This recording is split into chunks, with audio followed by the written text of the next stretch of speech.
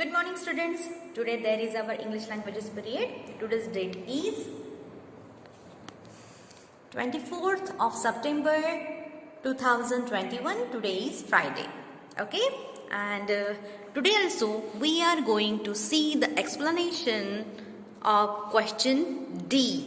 Actually till question C we have completed. Okay, that's why we are going to see the explanation of question D now. Okay, so open your notebook. Come on, open your notebook. We are going to see question D. Okay, let's start now. Okay students, now see question D. Write matlab likho. Okay, means you have to write down the answers below these question. Okay, now what is that? See the sub question A or A. The difference between beside and besides. Okay, see the difference. Okay, you have to show the difference beside these two words, and those are beside and besides. Okay, now see the answer. What is the meaning of beside and what is the meaning of besides? Okay, see, beside is a preposition that means close to or next to. beside एक शब्दयोगी अव्यय है जिसका मतलब होता है बाजू में, मेरे बाजू में. Okay, like this. And besides, besides मतलब besides is also a preposition. ये भी क्या है? एक शब्दयोगी अव्यय है. That means in addition to or apart from. Okay? Besides का मतलब होता है इसके अलावा. Besides का मतलब होता है इसके अलावा. Beside का मतलब है बाजू में. Besides का मतलब है इसके अलावा. सिर्फ एक s का फर्क है. Okay? It also serve as an adverb that means furthermore or another thing. ये क्रिया विशेषण अव्यय की तरह भी काम करता है. furthermore और another thing, इसका मतलब होता है इसके अलावा. ओके, समझ में आया? दो तरीके से वो काम करता है, प्रेपोजिशन के तौर पर भी और एडवर्ब के तौर पर भी. ओके, समझ में आया? Now see use of beside in sentence. अभी ये जो हमने पहला बिसाइड देखा, इसका सेंटेंस में कैसे प्रयोग किया जाता है ये अब हम देखेंगे. See the first example. The boy who sat beside him was his son. वो लड़का जो उसके बाजू में बैठा हुआ है वो उसका बेटा है. Understand? Now see the one more example. Amit set his cup down beside hers. Amit ने अपना कप मतलब उसका कप उसके कप के बाजू में रखा. समझ में आया? बाजू में. Okay, now see the next one. Use of besides in sentence. अभी हमने बिसाइड के सेंटेंसेस देखे, एग्जाम्पल्स देखे. अभी हमें बिसाइड्स के एग्जाम्पल देखने हैं. Now see, there is no one in the room besides Ram and Shyam. मतलब राम और श्याम के अलावा उस रूम में कोई नहीं है, उस कमरे में कोई नहीं है. ओके, सिर्फ कौन है? राम एंड श्याम है, उनके अलावा और कोई नहीं है. Okay, now see the next example. He has no friends besides me. मेरे अलावा उसके कोई भी दोस्त नहीं है. मेरे अलावा, besides me. Okay students, I hope you have understood these examples and the difference between beside and besides. See the difference between the spellings and the meanings also. Okay? Now, the next question is B. It is also mentioned in question D. The B question is also mentioned in question D. Okay, means this B question is related to question D. Okay, A is completed. Now see the B. 5 homophones from the passage and explain the difference. What is the meaning of homophones? Now see, I have given you the meaning of homophones here. Okay, see, what are homophones? Homophones are the words which have different spellings and meanings, but their pronunciations are same or their sound the same. Okay, or they sounds the same. Homophones are the words. Homophones ऐसे शब्द होते हैं which have different spellings and meanings, जिनके spellings अलग होते हैं और उनके अर्थ भी अलग होते हैं. ओके, बट लेकिन देयर प्रोनाउंसिएशंस, उनके जो उच्चार है, आर सेम, वो एकदम समान होते हैं और दे साउंड्स द सेम, और हमें वो समान ही लगते हैं. उनके उच्चार हमें समान लगते हैं, लेकिन उनके स्पेलिंग्स और उनके अर्थ जो होते हैं वो भिन्न होते हैं एक दूसरे से. Okay, see the examples. 2 examples are here.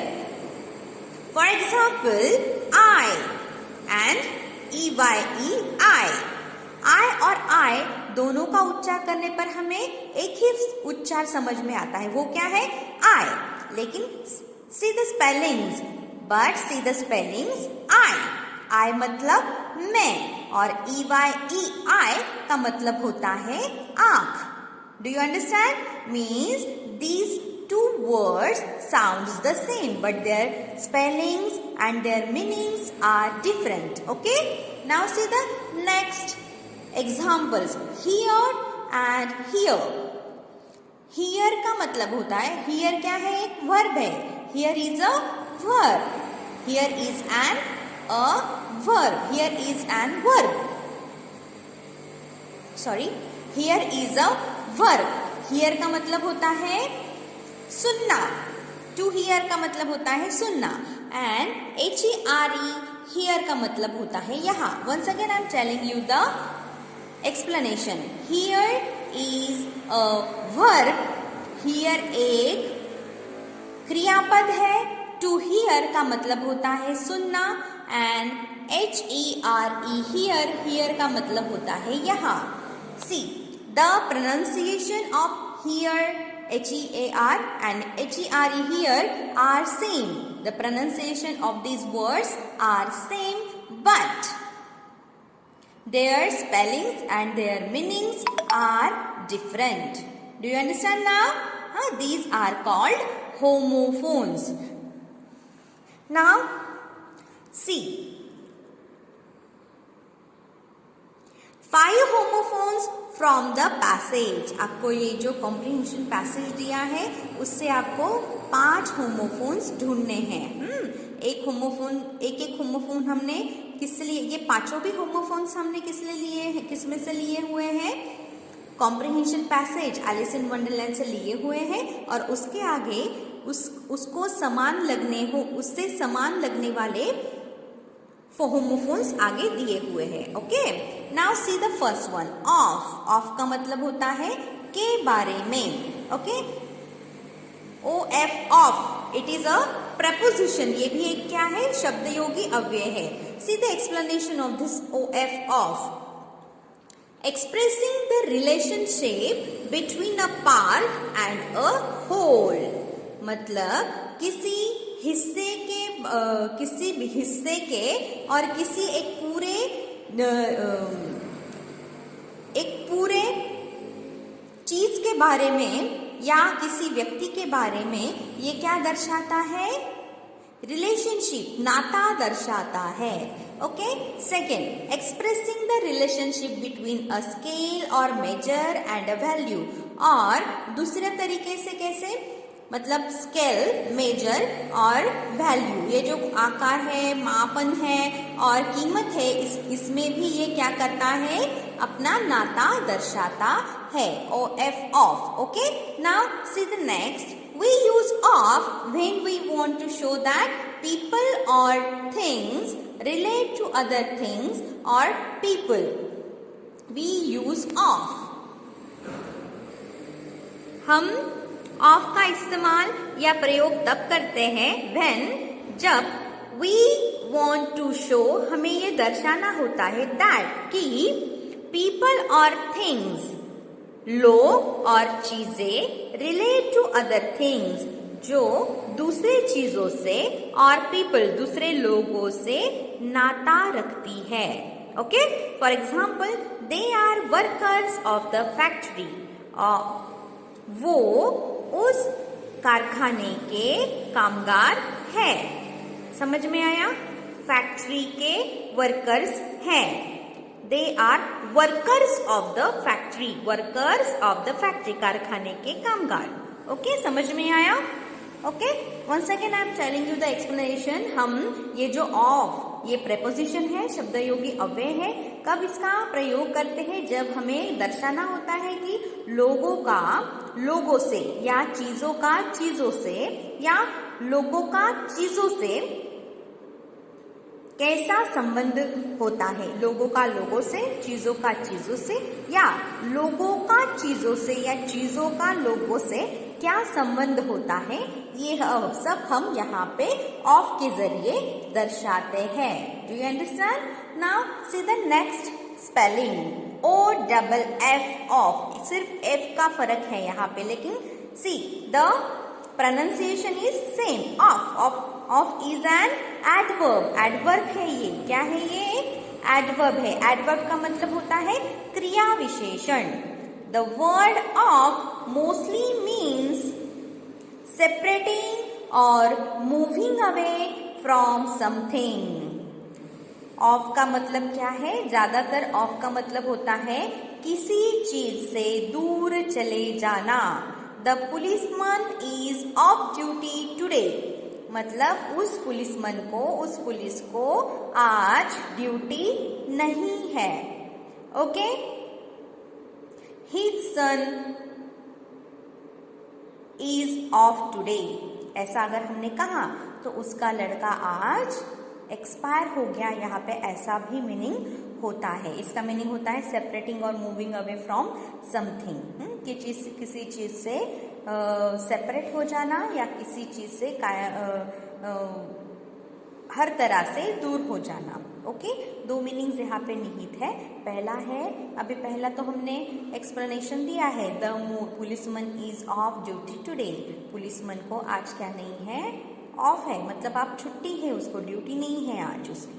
समझ में आया? और दूसरा मैंने बताया कि his son is of today. उसका बेटा आज मर गया, एक्सपायर हो गया. ऐसे दो मीनिंग्स यहाँ पे आते हैं. ओके, मैंने यहाँ पे एक ही मीनिंग दिया, लेकिन अभी मैंने आपको दूसरा मीनिंग भी समझाया. Okay, now see the next homophones. Eat, IT, eat. And दूसरा जो है EAT, ईट. ईट का मतलब होता है खाना, है ना? Eat. What is eat? It is a pronoun. ये क्या है? एक सर्वनाम है. It means that one just mentioned, we use it instead of noun. Okay, इसका मतलब क्या है? सिर्फ एक को ही दर्शाना. one just mention. और दूसरा, समझ में आया? एक ही चीज को दर्शाना. one just mention. और दूसरा क्या है? और क्या उसका इस्तेमाल कैसे करते हैं हम? we use it instead of noun. नाम के जगह पर हम इट इज प्रोनाउन का, सर्वनाम का प्रयोग करते हैं. We use it for animals, plants और द लाइफलेस थिंग्स. हम इट का प्रयोग किस लिए करते हैं? प्राणियों के लिए, यानी जानवरों के लिए, पेड़ पौधों के लिए, और जिनमें जान नहीं होती है ऐसी निर्जीव चीजों के लिए हम इट इस प्रोनाउन का प्रयोग करते हैं. ओके, फॉर एग्जाम्पल किसी ने क्वेश्चन पूछा है, वेयर इज माई बॉल? मेरी बॉल कहाँ है? तो आंसर क्या मिलेगा? It is on the table. दूसरों से आंसर क्या मिलेगा? वो मतलब कौन? बॉल. वो टेबल पर है. Okay students, do you understand this IT, eat? Now see the next one. EAT, ईट. ये क्या है? Verb. It is a verb. ये क्रियापद है। Means put food into the mouth, chew and swallow it. खाना मुंह में डालना, उसको चबाना और गटक जाना। हाँ, समझ में आया? इसका मतलब होता है खाना। ईट का मतलब होता है खाना। For example, he eats Maggi. वो मैगी खा रहा है। ओके, समझ में आया? Okay, now see the next homophones. Third one is in and next one is in. First, in is a preposition. ये एक शब्दयोगी अव्यय है। In is defined as inside an area moving from a point outside to a point inside.